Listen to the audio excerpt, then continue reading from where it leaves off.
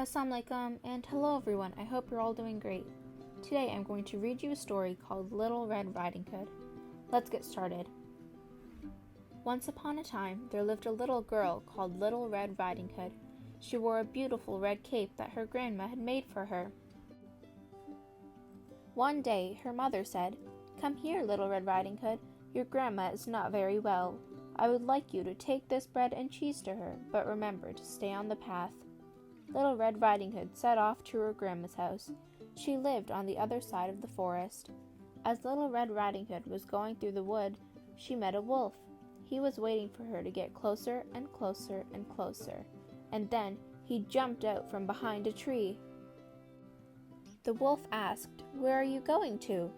Little Red Riding Hood said, "I am going to see my grandma because she is not very well." The wolf gazed at her and said, "See those pretty flowers? Why not pick some? I am sure your grandma would love them." "What a good idea," said Little Red Riding Hood, and she skipped from the path to look for flowers for her grandma.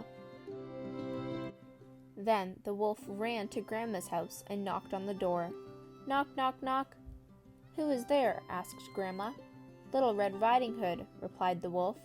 Grandma whispered, "Come in, I am too ill to come to the door." The wolf let himself in. Poor Granny did not have time to say another word before the greedy wolf gobbled her up. He put on her nightgown and nightcap. He jumped into Granny's bed and pulled the covers over his nose. Unaware of what happened, Little Red Riding Hood came joyfully to her Granny's house and knocked on the door. "Knock, knock." Behind the door, a hoarse voice answered, "Is it you, Little Red Riding Hood? Come in, come in." Now Little Red Riding Hood realized that her granny may feel very ill, and, feeling a little worried, stepped in the house. Little Red Riding Hood was very surprised when she saw her grandmother.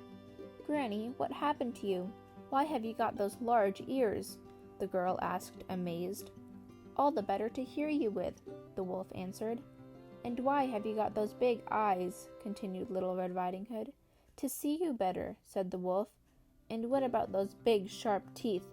carried on Little Red Riding Hood. "All the better to eat you," bellowed the wolf, and with a jump and a gulp he gobbled Little Red Riding Hood up. "Yummy," he said, patting his large tummy. But the wolf didn't know that a forest ranger was just passing by. He had listened to Little Red Riding Hood talking to the wolf.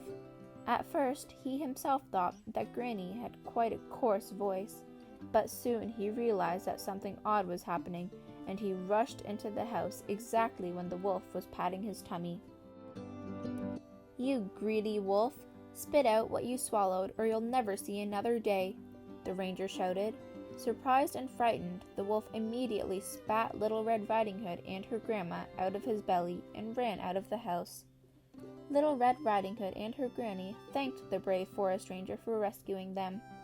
Granny even started feeling better after eating some of the lovely food Little Red Riding Hood brought. There was no end to their joy, and they lived happily ever after. The end. In this story, Little Red Riding Hood runs into the wolf on her way to her grandma's house. Though warned by her mother not to delay, she stops to talk with him before going on her way. They meet up again when he is posing as the grandmother in the hope of eating her. However, the day is saved by a forest ranger who happens to be passing by. The lesson of this story is to never trust strangers or talk to them because you don't know who they are or what they want to do. Thanks for watching!